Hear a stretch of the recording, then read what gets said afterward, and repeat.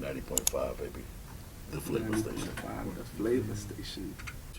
Two, say one, two, and you know what to do. Everybody do this. Give to Strikers Dance Troupe. Our cash app is Strikers 1989. Strikers 1989. Go ahead and send your 1989 for 30 years of existence. Or $36. Or $36. Or $1,989. If you ball it like that. And 36 cents. You can keep the change. They all try hard. From this little y'all, We run the world. The hell? The whole world. I won't deny it. I'm a straight rider. What's going on, y'all? It's your favorite fella, Avella, here with 90.5 The Flavor, premiering my new show, The Glory. And I'm here with Shepiro Hardemon, the founder and artistic director. Miles Henry, Vice President. Dreamson Beauplan, Assistant Rehearsal Director, as well as the Marketing Director of Strikers Dance Troupe. Okay, gentlemen, so we're here just to learn a little bit about Strikers, have a good time, and just have a blast from the past. So the first part is, Shepiro, right? Can I call you Mr. Shepiro. Hardemon? Shepiro? Mm-hmm. Okay, do you want me to call you Shepiro or do you want me to call you Mr. Hardemon? It doesn't matter. Call me Pie. Huh? Mm-hmm. Okay, for sure. So, I did a little research on you. And I got a couple quick questions just to ask you just to begin with. So the first one, so you were in the 100 from 88 to 88, 84 to 88. Yes. Okay. No, yes. And then you were Flag Corps. I was. So and what- section leader. So what led you to that? What got you interested into it? In the band, Yes, sir. I was on the drill team in high school. And they were recruiting cymbal players. And there was a guy from the dozen by the name of Pierre Rutledge. He graduated from Archbishop Curley. He came to FAMU in 1980, what was that? 82. And he was like, Pyro, you can audition for the dozen instead of the cymbals. He said, you can dance, you'll be in front of them, from the percussion section, doing your thing. And I was like, I'll think about it. And but what changed my mind when I got here, I got a taste of some reality. I got a reality check. I didn't like the way I was approached by one of the upperclassmen, and it was a different time back then, if you know what I mean. And so that changed my mind from being in one section to going to the dozen. Okay. So I know after you graduated, you were part of the band committee, the dance team, correct? I was the band's choreographer. Okay. So I got a quick question. So what's the Bottom's Best? The Bottom's Best is the first group that I started when I got to FAMU. It consisted of dancers from the South Florida area. Yeah. Okay. So just to transition to that, so I'm from the North. I'm from Philadelphia. So Okay. the way we think of dance and the way you guys think of dance and the way the styles of dance are completely different. Right. So what is the influence that you guys have gained, like being from Florida, like bringing it up here to Tallahassee? Because from being up north, like I said, our viewpoint is completely different. We do different type of styles and things like that.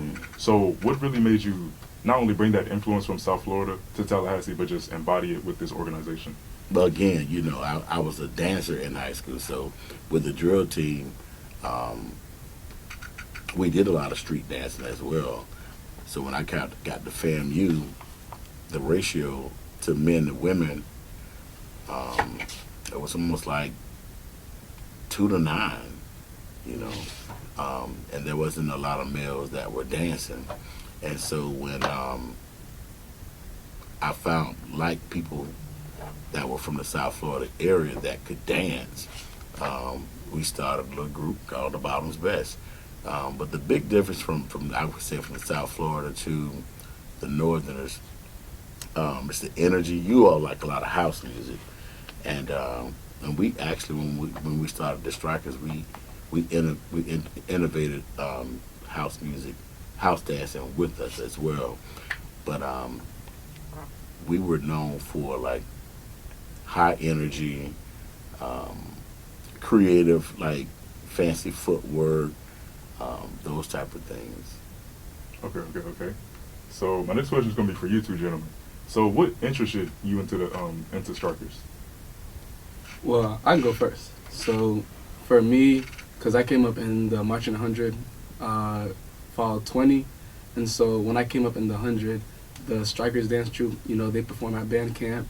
They perform at all of the, the events dealing with the band. So they were the first ones that instantly caught my interest. And then along going on to FAMU, continuing, matriculating throughout my course at the university, I got to, experience more so of other like dance cultures, other dance styles between other organizations.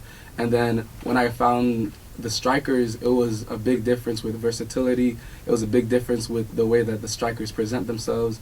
And just overall, the concerts itself, how the concert is really organized, how the concert is really put out to the whole campus and how it is run. It was just a very big difference to me, which caught my eye for myself. And it started on time. And we start on time. We We start start on on time. time. So yeah, overall the versatility, the organization, the maturity of the group really struck my attention. Mhm. Yeah, and so for me, I actually had a person that saw me, I always like to dance just for fun, do stuff like that. I'll be on TikTok, learning that new TikTok dance that came out. And Eric Bell, shout out Eric Bell, he always saw me dancing. I was in like a project group with him. And so he said, oh, you should go try out to Strikers Dance Troupe. He said, invited me out to a performance, that I should go come out and see what they're about. And I came out to the performance. It was the Excursion. I think that was spring 23. And I came out and saw the performance, and it was great. I loved the performance. I was like, oh yeah. In the fall, I'm definitely auditioning for the Strikers Dance Troupe, and that's what brought me here. And Eric's father is one of the 10 original Strikers, too. Mm-hmm. That's actually going to be one of the next things I had. So we're going to skip past that part. Okay. So I'm going to bring up a quote, and I want you to let me know where this quote comes from, okay? Okay. So the quote says, I'm not looking to be a star overnight. I just want to get my name out there. Oh, wow. That was from an interview when I think that I was... it's out of two places. When I represented the United States for the Bastille Day, for the what's it called? Exceptional Students of America. Mhm. Was that it? Yeah. Okay. I have a little quick summary backstory if you want me to look. Go ahead. Okay. So it says the choreographer of the Florida A&M Marching Band will take his talents abroad as he sets tour to Europe this summer with the Exceptional Students of America European Dance Troupe. Say it again for me. Shepiro Hardemon. Shepiro Hardemon learned 2 weeks after his production of Living in Color that he was chosen to be to choreograph the dance routine for the ESA under the recommendation of William P. Foster, the FAMU band director. And what did that mean to you? Oh, that was bigger than life, really, because we're talking about the late William P. Foster, the creator of the March of 100, and for him to actually select me to do this type of assignment and represent not only the university but myself. And I was saying it would give me the opportunity to get my name out there, as a choreographer, if I wanted to pursue that. So that was major. So, what do you believe the difference between dance now and today, or dance in the 80s and dance now? Well, from a male perspective, with the Strikers, we're more versatile now. In my first year with the Strikers, I did give them a taste of my background in dance. I was a product of the Miami Northwestern Performing and Visual Arts Center under the direction of Veronica Swindell Wesley. But early on, at the age of 8, where I began dancing in the Scott Projects under the direction of Mrs. Florine Nichols. I was one of her first I was her first male dancer when she moved from Boston to Miami. So it's the versatility with the Strikers. Mm-hmm. And then, is it true that you wanted to be the director of students activities? Absolutely, yeah. Mm-hmm. The late Colonel Bernard D. Hendricks, who, by the way, we recognize him on our Founders Day. We even visit his gravesite every year. Mm-hmm. He was one of my biggest supporters, and a mentor of mine, and he pretty much gave me the green light after I graduate that he would want me to come work with me in the Office of Student Activities. But later that year, he passed away. So I kind of went into like a different direction career-wise. I just went up under as a fraud investigator with the Department of Labor. And then when I came back, transitioned back into education at Bond Elementary, the student activities director, assistant director, her name is Dr. Vivian Hobbs.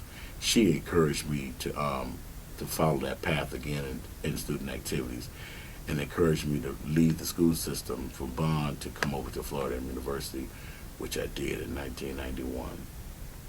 Okay. So also another question I have another question about dance, of course. Mm-hmm. So I know when you were here, you were a psychology and criminal justice major. Mm-hmm. So what made you want to go from the sense of like being that's your focus and that's why you came to school to get your education, Mm-hmm. to making dance the priority in your life? What was that change, or what made you want to do it? I enjoyed dancing. Mm-hmm. I enjoyed dancing. I enjoyed the arts. I enjoyed putting shows together with the choreography and all. And I think it was really when I became the March of 100's choreographer as a student. You know, I was the first to come from the Flag Corps to become this person over this dance routine committee. We talking about hellified musicians. You know, I knew nothing about music. I mean, I could count, but I knew nothing about music, and to be able to be recommended for that position, it was an honor. And so I enjoyed, and life is about doing, by choices, but doing what you enjoy doing. You know, it didn't bring me a whole lot of money or fame or nothing like that, but I enjoyed doing my job. I actually say I enjoy waking up, going to work, doing what I do. So with that, speaking of the 100, were you in the 100 as well too? Okay, so for you two, what did the 100 mean to you? Because I know there's obviously a sense of brotherhood that you get when you be in the 100, family if you may. And then joining Strikers is also another brotherhood within that brotherhood in itself for those who are in the 100. So overall, what does that mean to you? Well, for me, being in the 100 really, especially growing up and coming from COVID, because as you know, Fall 20, that was the era where, you know, it was COVID. There was a lot of just sheltering. There was a lot of just, you know, it was hard to be able to come together as a community during that time. So coming up into the 100, being able to have that first connection, that first community, that first brotherhood, it really meant a lot to me. And then being able to grow from that, and then seeing how there's strikers, because a lot of the strikers, as you can see, most of them are in leadership within the band, like the drum majors, the section leaders. So being able to see that and seeing that as my brotherhood, and then have that allowed to guide me into strikers, it really allowed me to be able to transition into an even more connected brotherhood along from band, to be able to have the strikers, the band, all have as one cohesive, really unity and unit. Over you two. Pardon me? It's just like just basically just talk about the relationship that you fostered within the band, and then also creating Strikers. But more on the band side. Well, on the band side, it gave me the opportunity to actually recruit. You know, I'm able to. I have a reputation to turning Chicken. poop Yeah. into chicken salad. Yeah. You know, so you could come with two left feet, but you'll leave there with a left and a right.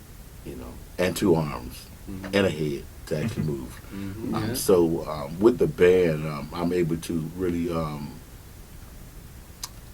keen in on talent, and even those individuals, I see something in them. There's a guy just last year, you know, I mean, they weren't the best dancer at all, and typically that's what happens, you know, but we put the work into it. You have to really know what you're doing to get the best out of it. Anything that you do, the more you do it, the better you really should get, you know. But what I demand in those rehearsals, the pushing, the tough love, it makes a difference at the end of the day, and they know that I care. So you said the word talent. So talking about talent and hard work. Another quick question: who are the Fly Girls? This man did his history. Yeah, he did. Yeah. Did his research. The Fly Girls were the first female organization that I started right after the Strikers. And when I had our first production was called Live in the Living Color.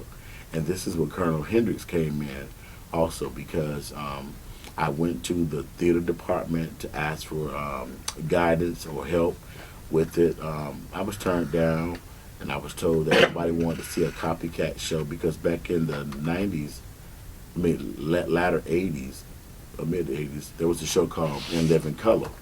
Keenan Waynes was the director of that show. And so they had some girls that was called the Fly Girls, were kind of like their commercial girls when they're in between different skits.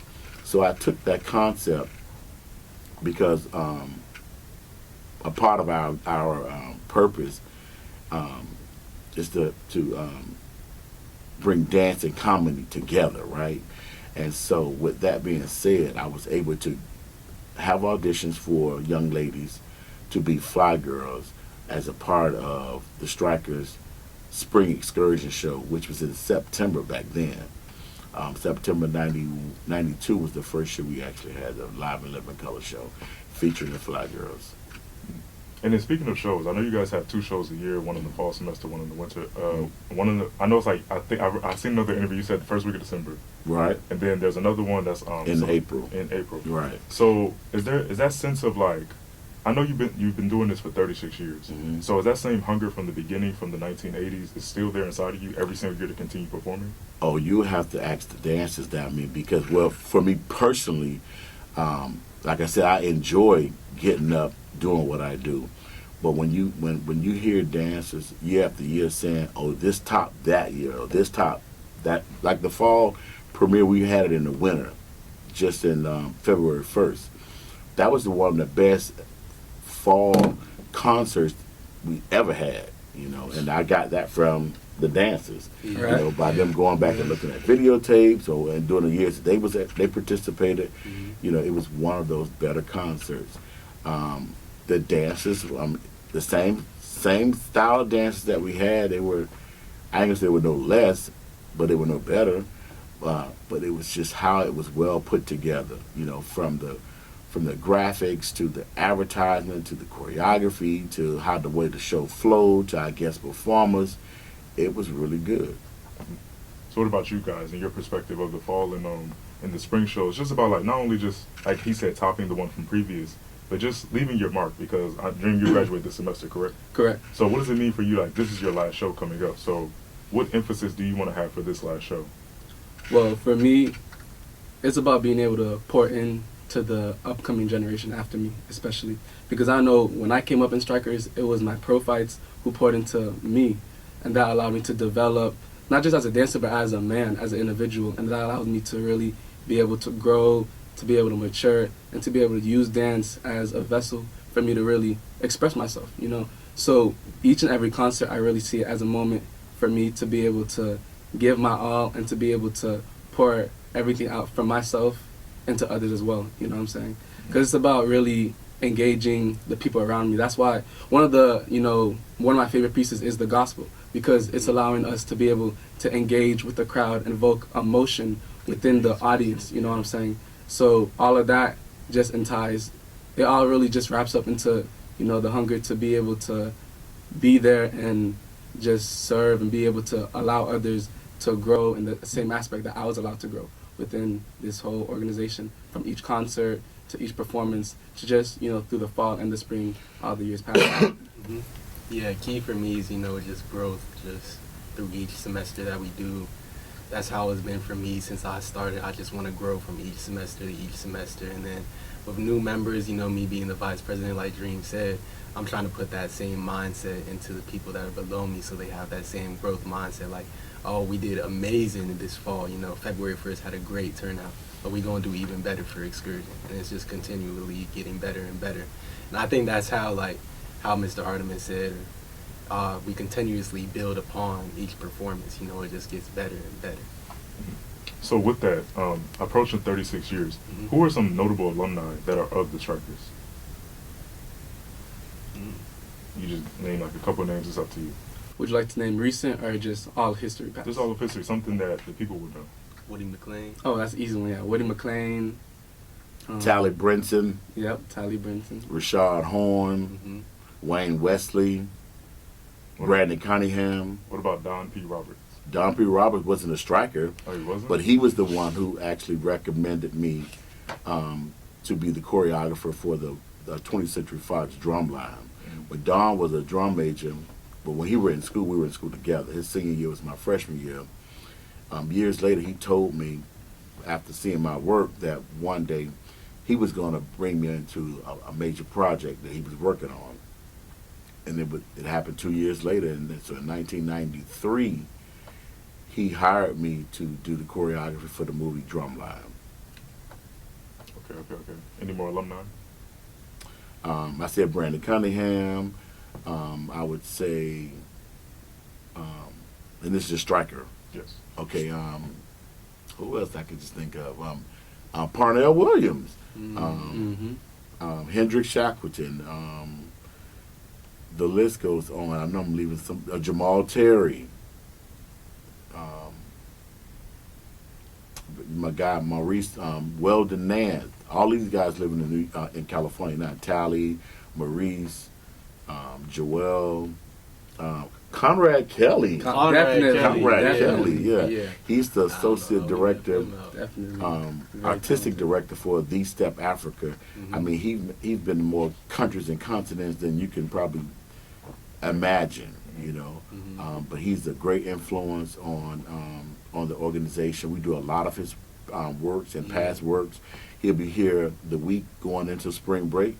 So the strikers, while most of the students will be gone for spring break, they'll be here working with Conrad that Friday, Saturday, and Sunday, and then they'll go for their spring break on Monday. Correct. Work Yeah. don't Yeah. stop. Yeah. And then, so you mentioned this earlier, and I just want to see what's the history of it. But who are the 10 originals? Ooh. The 10 originals. You want me to name them? You can name them. You can also just talk about them. It's up to you. Okay. Well, I do both. How about we split it up? Okay. Well, I start off with myself. We have myself. I go with the Florida people. You have Brian Johnson from Tampa, Florida. You have Keith Davis from Miami, Florida. You have Rodney James from Miami, Florida. You have Anthony Fiacha from Jacksonville, Florida. You have Hinton Gould Battle from Fort Myers, Florida. You have Curtis Hunter from Fort Pierce, Florida. Yeah. Eric Bell, Atlanta, Georgia. Jerron Worlds, Atlanta, Georgia. Who else did we leave out? Let me think. Voice of Antoine the- Woods, Chicago, Yeah, Illinois. Chicago, Yeah. Illinois. I think that. Voice of the covered good all of model. them. Yeah, you That's covered it. most Yeah, of them. I'm pretty yeah. sure. Yeah. Yeah. Okay. And then what's like just the history of that? So I know you said that you brought in some members from the band. So what was that about? The majority of those guys were in the band. Basically, what happened was, I hope I don't butcher her name up. Benisa. I don't know her last name. She's from South Florida area, but she started the Venom Dancers, and Benisa asked me to choreograph a routine for the Venom Dancers, and she felt that they wasn't getting the due respect or applause from the audience. And because of my relationship with the band and working with the band, she knew I could do it. So what I asked her to do was to get each of the Venom dancers to bring in a guy that could dance, and I would teach the routine and audition them. And so when we did that, I saw that the talent was there that we could do our own performance as well. So our first performance with the Venom dancers at a basketball game at the Leon County Civic Center. We was coming down the steps, and the gentleman came to the announcer, wanted to know what was the name of the group, and we didn't have a name. And so she said, well, let's just call them Strikers. Well, most of the guys behind me didn't like that. They we got 2 minutes to walk to this floor. We had to get a name, and I was fine with the name. So the performance was definitely a success. Both performances, the one we did with the Venom Dancers and the one we did with just the gentleman. So later on, as the semester went on, everywhere we would go, they'd be yelling like, "We want the strikers, we want the strikers," right? And there's a photo in the studio where we came on the floor like one at a time. Jerron Worlds, Rodney James, Brian Johnson, Keith Davis, myself, and the Antoine Wood that I can remember. Those 6, we came on the floor, and at that dance, we performed on it. When we just danced on the gym floor, I saw her that night, Benisa that is, and I asked her, did she mind me using the name? Because I wanted to start a male dance group. And she said, absolutely, you can use the name. And that was history. So I wound up taking most of those guys that were, that danced with us at the Civic Center. I had them to audition, and I handpicked those individuals because I didn't use everybody from that original performance with the Venom dancers. That's how we wound up getting the 10 originals. And I wound up getting Jerron Worlds and Eric Bell. They was in a really, really popular, good dance group called the Atlanta Crew. And I wanted to get Eric Bell, Jerron Worlds, and the person that was over that group named Rod. That's all I do. Well, Rod wanted to be the captain of his own ship because he had started this group, the Atlanta Crew. And so he didn't want to move over because I had the bottoms best. He had the Atlanta Crew. And so I felt like if I got Jerron and Eric and didn't get him, we'll still be successful, right? And when I got those 2 out of that group, they just dissolved. The Atlanta Crew and they came onto the Strikers, and I started the Strikers from the bottoms best until I started the Strikers, and there was no more Atlanta Crew. Mm-hmm. So my next question is, I love how like just watching, I stalked y'all on Instagram. I see everything from the first post all the way up until right now. Yeah. And my next question is, how did it feel for you to plant the seed where you guys started in the Florida Civic Center, like you said, and then you ended up on Showtime on Apollo, and you ended up in MTV? How did that make you feel personally? I'm a humble type of guy. Mm-hmm. I have a sense of arrogance about myself, I can say. However, there's a lot of work that goes into that, right? Mm-hmm. And just to see everything come to fruition, I'm a very proud individual. I like to see a person come from one level and to elevate them. Mm-hmm. It takes a lot of work, but I like to see the finished product of that. So through all those success, I could say I'm proud. I'm a proud individual, proud alum, and I just hope that I can continue to do this until death do us part. Okay. So also speaking of success, I know not too far away from us, you guys have a tree. Oh, yeah. I know it's after 25 years of excellence, you get a tree, right? Mm-hmm. So how does it feel for you to have a great monument on campus where not that many organizations, now it's so many organizations on this campus. But we're the only dance organization that have a tree. Yeah. Yes, it is. But how does it feel to have your piece of property on FAMU's campus that nobody else can touch besides only a few select? Well, thanks to Rashad Horn and Rashad Brown from Tampa, Rashad Horn took the idea to the associate director at that time. Her name is Brandy Tatum.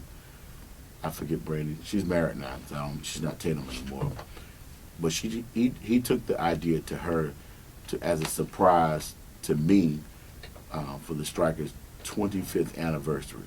So when we turned 25, we were able to get that tree. And he's very creative, especially he's very creative. So the tree had the 10 originals around. It had also our first advisor, Emeritus Gloria C. Jones from Pelham, Georgia, and the late Colonel Bernard D. Hendricks, the first student activities director, and he's like I said, he's our rock. So for them to think that much of us to actually assign a tree to us, it's overwhelming, and it's also disappointing now because the tree was actually cut, but they left the Bianca B part, yeah, the Bianca B part yeah.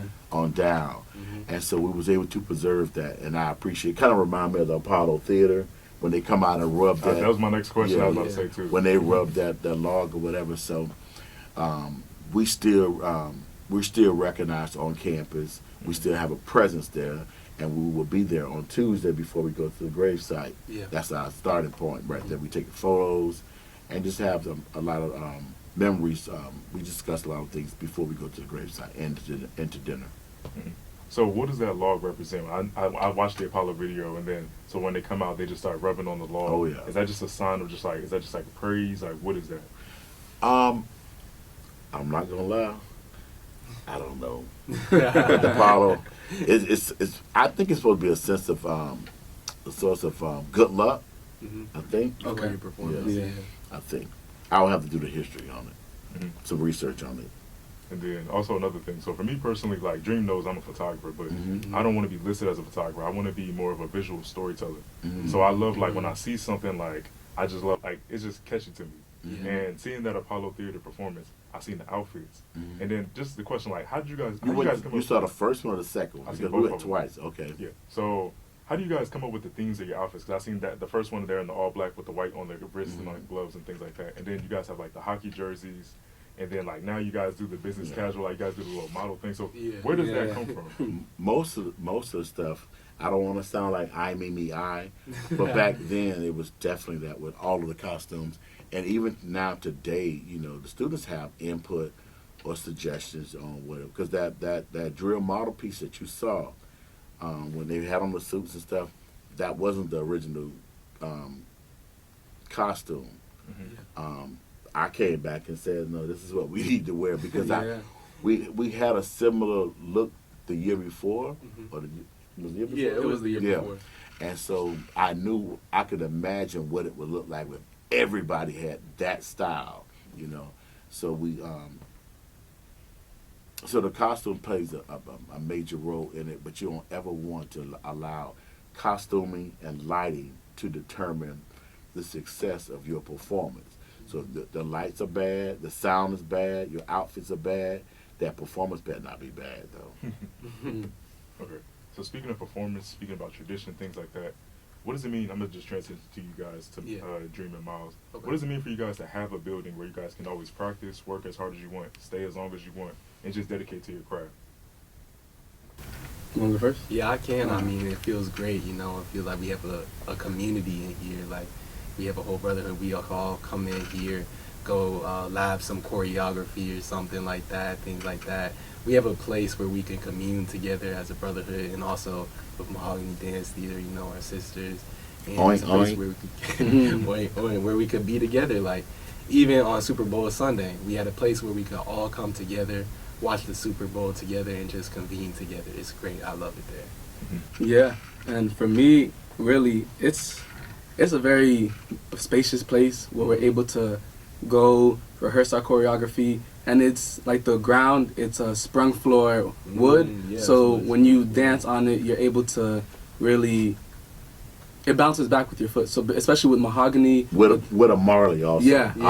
A Harlequin Marley. It's just not a regular Marley. It's a Harlequin Marley that's on that floor. yeah, exactly. Yeah. Especially, it's very key to dancing, especially for Mahogany and for us as well, because we both do contemporary pieces. So we're gonna need to be able to do choreography without the shoes on, without the socks on. We're gonna need to be able to do choreography where we're jumping and we're doing splits and a lot of very versatile pieces. And so, it's good on your knees and your ankles and That's your what I'm saying, joints. for all the Exactly. act that we do. By being a sprung floor, those are the benefits of it. And many people, most studios don't even have that. Yeah, Exactly. Very lucky. So yeah, with that, the sprung floors, the mirrors, even in the back room, Quality sound system. the sound system, especially with the water fountain we have back there, the 2 bathrooms that we have an e-board bathroom as well as another bathroom where we're able to utilize. Now you're doing too much talking now. Oh, my bad. But yeah, it's a really amazing just facility where we're able to rehearse and able to just come together, because even after rehearsals, a lot of time we fellowship with each other. Yeah. Boy, he's a chef, so he be cooking throwing it up down, for man. us, So put together a meal for us, and we could all eat in there together, just talk and have fun, it's great. it's a great, It's great. yeah, it's a great blessing, what I'm saying? Yeah. It's a great blessing. So how's the alumni? Like, I know there's some people who are still here in Tallahassee who look after you guys. So what is that like? Oh, that's great. Yeah. But there's a guy by the name of, a gym owner by the name of Harold Boss McAjou from Miami, Florida. He was a part of the Marching 100, and there was a time, just to give you a backstory on him, when he was a student in the School of Business and Industry. As a freshman, he wound up being like he was the freshman section leader. But when the band went to Atlanta, Georgia, all of the upperclassmen were on suspension. So they went to Atlanta, Georgia with a freshman leading that section. And Harold was the president of the Strikers before. He was the company manager. He worked his way up to owning his own facility here. It's a nice facility off of Pensacola Street right before you get to Capitol Circle. Body by Boss. You know, he started off with another powerful and successful alumni by the name of Parnell Williams. Parnell has now took his business and services down to South Florida, where he's operating out of 2 facilities in Miami and like in the Fort Lauderdale area, I want to say. But yeah, they've done major things. So. And the reason I bring that up is because upon doing more research, I found that there was a quote from Isaiah Connor. He's a former dancer. His quote says, "The brotherhood we share in Strikers is something special because we are not just here to dance. We're here to help another one get through school, and the older members will even pick you up if you need a ride to the store. We're there through each other's lowest points and highest points in life." So just like overall, just talking to you guys, I'm getting the sense of like not only just brotherhood, but like it's kind of like it sounds like it's the older guys' responsibility to give back to the young folks. It's deep. Yesterday, it was the anniversary of my mom's death. She passed at a tender age of 92. Excuse me. But just to see and to hear and to be able to reflect back and talk to a lot of these guys about that situation.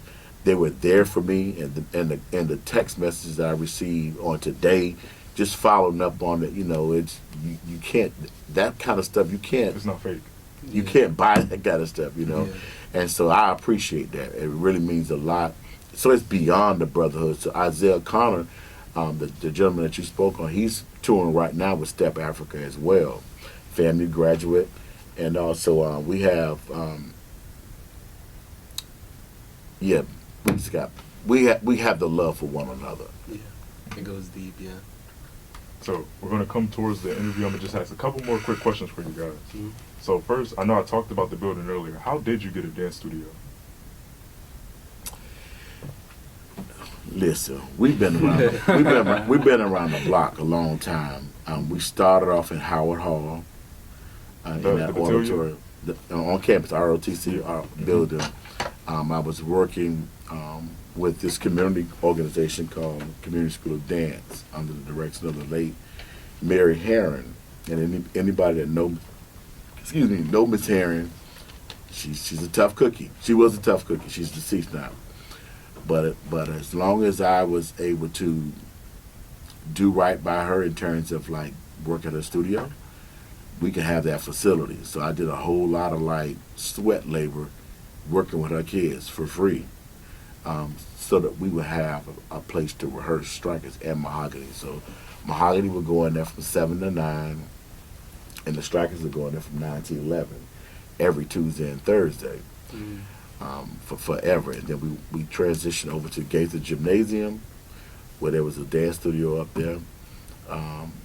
Then they put us out of there and turned that into a study hall, some type of hall, and then they let us go into Gaither Gymnasium. There was no mirrors in there, but when we were in Howard Hall, we bought our own mirrors. And some, we transported them back and forth into the restroom. We stored them in the restroom, but we would pull them out when it came down to rehearse. Then when I came back from doing the, what's it called, 20th Century Fox, Drumline.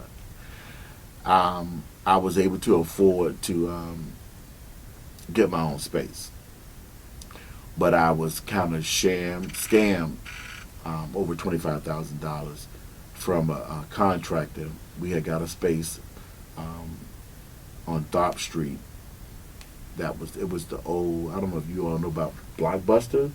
Oh Yeah, yeah, I know about Or that. block, You're not we that had, young. we had a Blockbuster that I was renting that space, and gave the guy $25,000 to renovate the space and everything, and he took my money and left. So I went through some hard, troubling times, and then right before COVID hit, I was searching for a space, and Parnell Williams used to take me around a lot of different places to look at different spaces, and I wound up finding the space that I had looked at many years before, but somebody had beat me to it. It was a clothing store, and they did everything out of it. They did taxes out of there. They did U-Haul, but they moved out of there because the rent went up. But prior to COVID, they negotiated me. I negotiated to get in that spot. It's 3,000 square feet. It was just an open shell there when we got concrete floor and all. So when I found that spot, I signed the contract on Mahogany's Founders Day, which is October the 7th. But we didn't have the grand opening until 2021. We had to change the date 2 or 3 different times because of city permits. And then my mom had passed away, and I couldn't change it again because we had already changed it twice.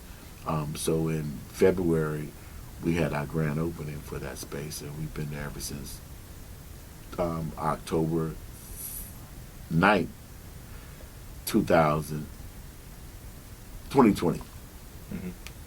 Okay. So, what message do you have for future strikers to come? I know that you said that you stepped down from the artistic position, correct? When we turned 30, I did. After we went off campus in 2021. That's when I came back in the position as the artistic director. Okay. So, what message? I returned. What message do you still, or what would you have for future strikers? For people who are watching this video years from now, they want to be a striker, they're in the 100, or whether they're just a regular everyday student, such as Miles. Like, what message would you have for them? I would say just pursue your dreams. It sounds kind of cliche, but pursue your dream. Do what's going to make you happy. Try new things. Yeah. Come out your comfort zone, Definitely, yeah. and you will realize that there's life outside of the books. There's life outside of that job. You have to do something that eventually that you will enjoy doing, and that's what life is about. Would you have that same? And I would hope they would consider strikers too, because we have a solid foundation. Yeah. It was built on a solid foundation. You guys want to answer too? Yeah.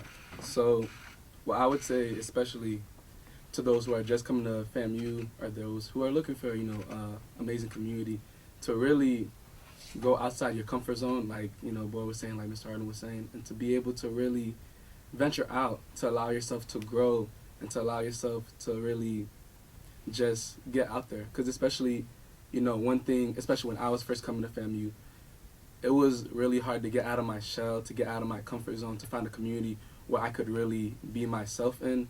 And one thing about the studio is whenever we get to the dance floor, whenever we get to doing choreography, any dilemma, anything that, any problem you had outside, all of that really, not that it goes outside the window, but once you go into, the rehearsals, you're able to really pour into the dance, whatever emotion you're feeling. You're able to really allow yourself to move in a safe space. In a safe space, especially with the brotherhood we have, with the people we have around us. We're all very supportive. And even if you're having a bad day, we can all, understand that, and you're able to really allow dance to really express yourself, express your feelings, express your emotions. So I would say, yeah, definitely allow yourself to grow, to get out of your comfort zone, to be able to join a community where you're able to really allow yourself to develop at your best potential. Yeah, I mean, if you're seeking the brotherhood, you come to FAMU. In my case, I came to FAMU. I didn't really know anybody. I came out of state. I didn't have that brotherhood. I always saw that in sports when I was younger, but I didn't have sports when I came here. I was able to find the strikers, and those are my brothers now. Like, I'm gonna be knowing them till the day I die. I will talk to them, things like that. if you They gonna be in your seeking wedding. that, they gonna be at my Mhm. wedding. You know, Yeah. they gonna be there. So having that is something different, and it's not something that I would give up. You know, I want this, and if you want that in your life, I definitely seek out joining the Strikers. Sure. Okay. So last two things. So the first one, my favorite number is 4. So if you can, in 4 words, how would you describe Strikers as a whole to you in 4 different words? Challenging, rewarding, out of pocket,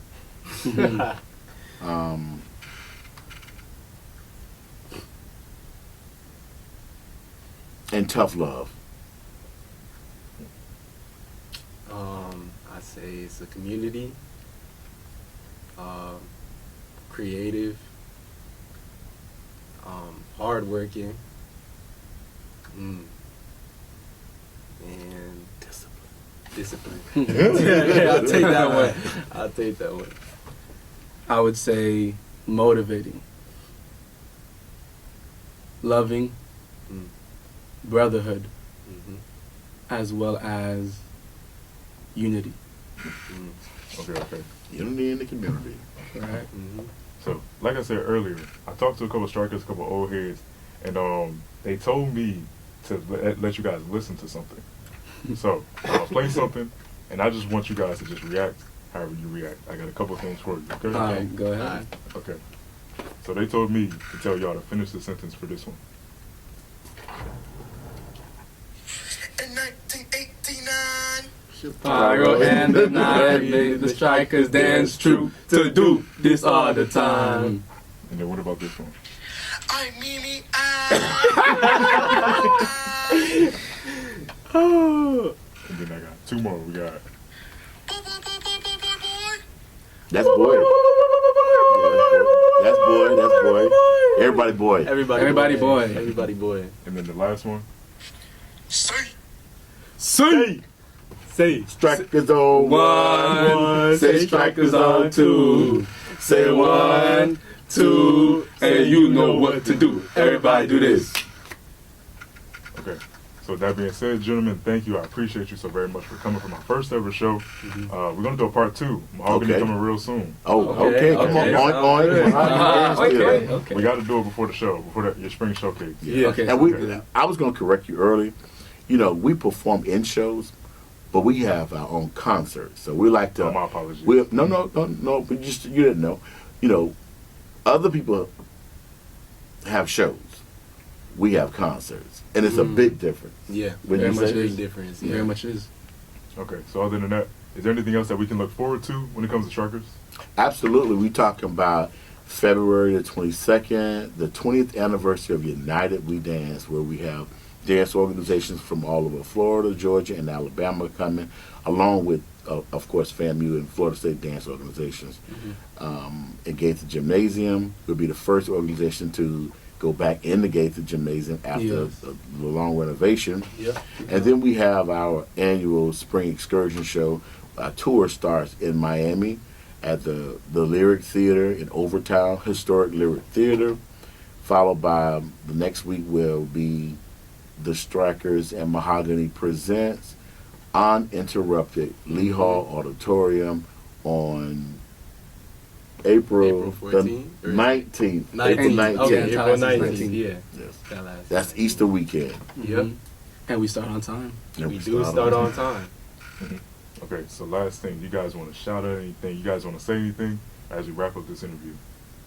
I would like to shout out my 10 originals. As a matter of fact, every member that I've ever done that came under my leadership with the Strikers, as well as Mahogany and the Fly Girls. It takes a special individual to endure dance in general, but just, I know I'm a character. You know, I know most people don't agree with everything I say and do, but I know it comes from the heart. It's never nothing personal. I don't look for nothing in return. So I want to just say I appreciate those individuals that came before.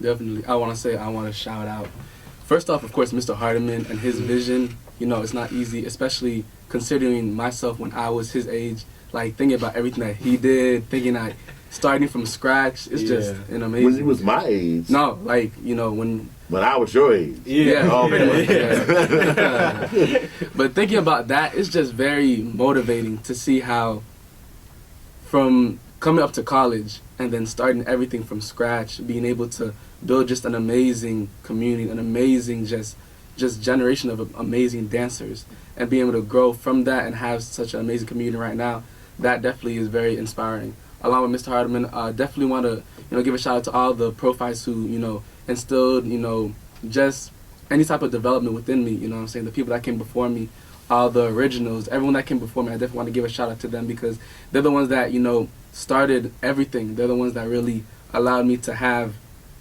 just a foothold to continue on to. So being able to have that and to be able to grow from that, it really is an amazing just amazing journey. And definitely a shout out to you, especially for allowing us to have this opportunity to come here and to be able to tell our story really. So yeah. Yeah, I'd say shout out Mr. Hardemon. If it wasn't for him, we wouldn't even be sitting here right now doing this interview. So definitely shout out him. Shout out all the people that got me to this position to be in the Strikers. And yeah, that's kind of what we got going on. Strikers Founder Week. Coming up next week, we got some events coming up. And don't sleep on this new class that we have in Strikers and Mahogany 2024, 2025. Yeah, they not only are they under good leadership, the talent that's there, both like I said, Striker and Mahogany, it's at an all-time high. Definitely. At an all-time high. Yeah, Founders Day, February 25th. Y'all be on the lookout. We're gonna have a list of events, so definitely be on the lookout for that, man. And we have a guest choreographer that's here tonight working with Mahogany and some Strikers as well. His name is he's the legendary Christopher Huggins. If you ever Google him, major choreographer. He was a principal dancer with the Alvin Ailey American Dance Theater. He's been all over the country, all over the world.